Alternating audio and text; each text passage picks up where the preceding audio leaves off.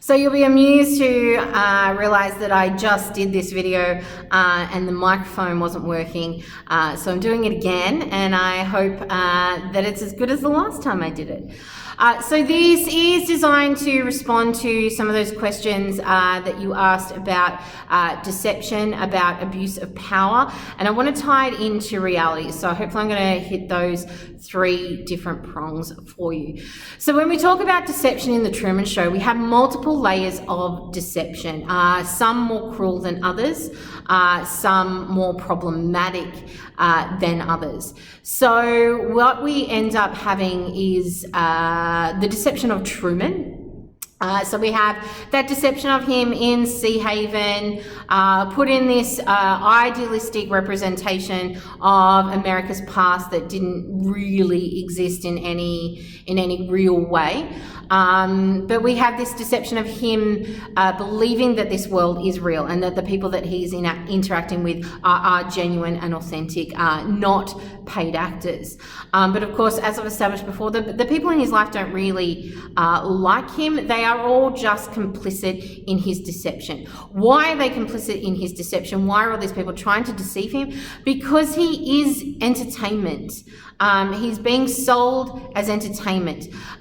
He's being sold as a real representation of a life on screen. But of course, we know that the reality is that he's been sold as, he is the commodification of a human life is what has happened here. So we need to talk about the deception of Truman, of course, but we need to also be talking about the self-deception of the creators of this show and the fact that they've deceived themselves into believing that they have created something that is beautiful. There's a sense of altruism among these people that they have created something worthy. They have created and found a way to capture real life, although we know that this is utterly choreographed, that Truman is constantly being manipulated, that his life is constantly being orchestrated and choreographed. And that is the big deception. When we talk about how cruel the deception is, what's the worst way he's deceived? He's deceived into believing that his father died and that he was somehow complicit in that death. Why do they deceive him in that way? Because remember, Truman's one innate human desire is that desire to go exploring. He wants to be an adventurer. We can trace that all the way back. Even Christoph says at the beginning during the True Talk interview that Truman was curious from birth. We can track this and we can trace it. So what do you do to someone who is living in a trapped world and the survival of your show relies on their deception? You take that deception to the next level. And so they deceive him into believing that his father died. It's not his father. He was deceived before that even into thinking that Kirk was his father. But they deceive him into believing that he is somehow complicit in Kirk's death, and they give him a psychological trauma. They make him fear the water.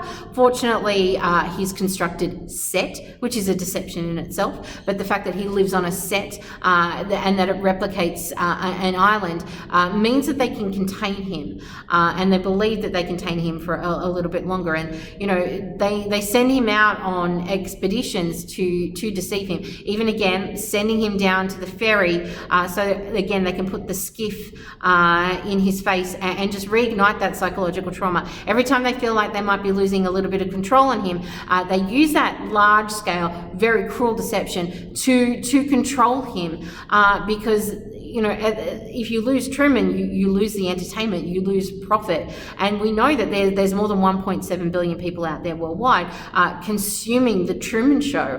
That doesn't count all the profits that they make from selling the set, selling the items, and allowing people to deceive themselves that they're more involved with Truman's life than they are. So, why keep deceiving Truman? Well, if you want to see the efficacy of that, if you want to see why it's worth their while to keep doing that. That's where the crosscuts to the real world come in. I mean, these are not people who are just like, yeah, I like the show, I tune in every Saturday night to catch the next episode. These are people who obsessively watch, and they have been deceived into believing that they're watching something that is true. But there's a whole nother level of deception there. The fact that, you know, we have, I keep talking about the liminal space of the lunar control room, which filters the content between the two worlds. But they have successfully deceived people into thinking that this is something real. I think, you know, even Meryl herself, when we catch her in those talking heads at the very opening of the film, where she talks about, you know, it is a lifestyle. I think she believes that she's doing something quite altruistic as well. Although, you know, her cruelty is that she's trying to deceive Truman into having a baby with her and bringing a child into the world, and deceive him into thinking that she loves him, again in the name of entertainment, but it's really prostitution, which creates whole questions about abuse of power. But one of the things that the True Talk episode does is that it lets us know, and you know, the audience are watching this as well, that one of the big deceptions has been that people are being deceived into thinking the Truman Show is real, and that they're able to simultaneously hold two ideas there, because Christoph talks about how he is going, you know, the deception that he puts on Truman, why they had to deceive him and keep him in that world, but also how they're going to explain Kirk's reappearance, and why does Kirk have to make a reappearance? Well, yeah, they have to control Truman, but there's a nice opportunity for entertainment here, and we see through that meta cinematic layer, you know, just the television moment that they're able to create, and it's something directly out of soap opera. They borrow from those soap opera tropes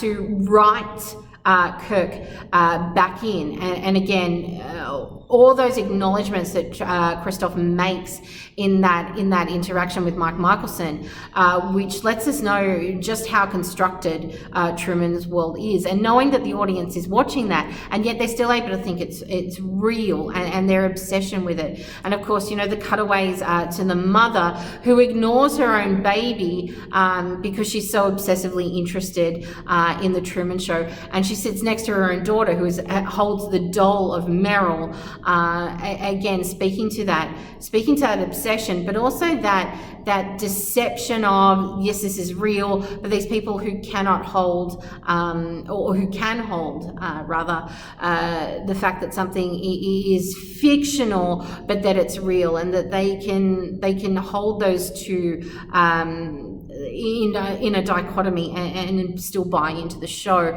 speaks to the problems of reality within this world. You know, the abuse of power is, I think, intimately linked to the deception of this world.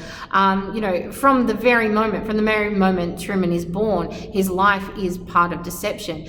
And of course, we want to talk about abuse of power. Well, how did a media organization manage to buy a human life and then sell that life as a product? Well, we don't know, but for that to have successfully happened, a whole bunch of people had to not ask a whole bunch of moral and ethical questions. And every time we cut away to the real world, with the exception of Sylvia, we're not seeing anybody asking any of those questions.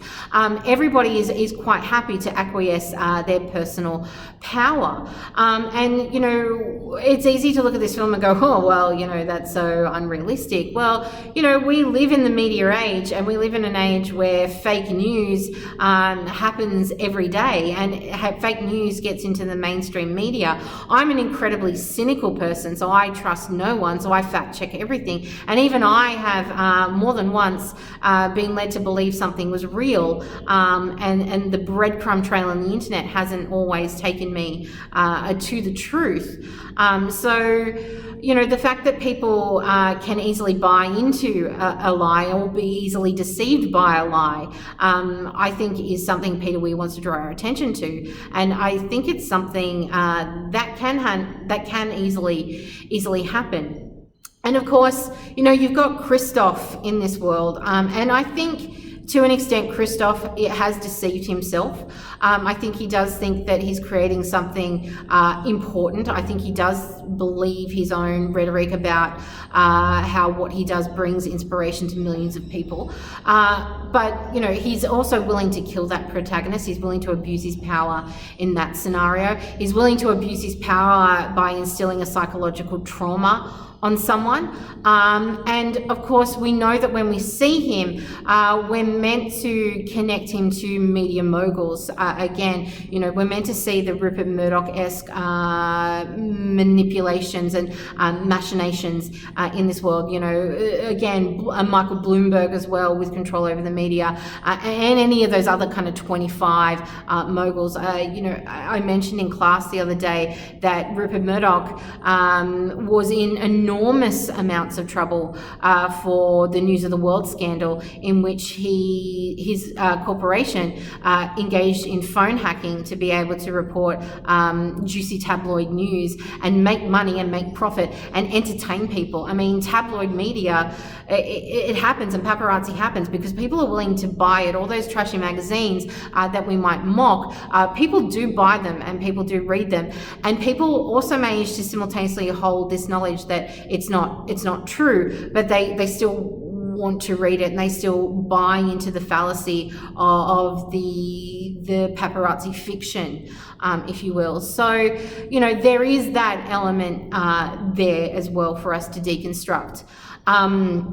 You know, so you've got this media idea in there that's abusing its power not only over Truman's world and abusing its power over Meryl, turning her into a prostitute, but abusing its power in the real world. And then you've got these multiple layers of self-deception that happen through and intimately related to and connected to the abuses of power that are happening on a large scale. And, you know, if you ever need evidence of abuse of power or corruption, it goes back to the psychological trauma, and then it goes back to, you know, writing Kirk back into the show. And again, on top of that, selling that back to people as a kind of truth that they do really easily buy into and are willing to acquiesce all their personal power. They're willing to give themselves over and allow themselves to be deceived. People want to be deceived. So there's that whole level in there. And of course, you know, that intimately connects to all the problems of reality and truth that we have going through this film. And of course, you know, I've spoken to postmodernism before, and, you know, that working out what is real and what is authentic is a concern of postmodernism. Why is Truman's, you know, what is the criterion for establishing why Truman's life is less authentic than someone else's? And I think we need to just go back to the fact that it is in every single way a construction, and it's highly manipulated, highly choreographed. You know, Truman is this weird kind of byproduct of a fake and fraudulent world. The media content of his own world is from the past. So when we see those sitcom-esque catchphrases that he espouses, someone's tried to elicit those responses from him, but they've also tried to craft, and this is where the nature versus nurture comes in, they've tried to nurture the kind of person he wants to be by giving him a very specific worldview. And Christoph says, you know, that we very easily do accept the reality with which we're given. So I think we need to go back to Truman is inauthentic because he's never been allowed to be authentic, and the one authentic feature about him is very highly curbed, because, and again, that is curbed because it's a risk to the entertainment. And, you know, why is he being deceived? Well, the bottom line is, for no other reason, that he is profitable entertainment. And, you know, that is an abuse of power, because, again, I talked about the end of the film. Will that abuse of power end? It doesn't look like it. Entertainment is profit, and no one's asking questions about what they watch. No one's able to discern truth or reality. They're able to hold fiction and reality in kind of a symbiotic balance and continue just absorbing and consuming. So I think those are those three big ideas, or four big ideas: truth, reality, abuse of power, and deception, and about how they all interconnect. And I think you would inevitably, if you're talking about deception, would inevitably be talking about those other three. The deception is an abuse of power. So I hope that helps. Good luck with the studying.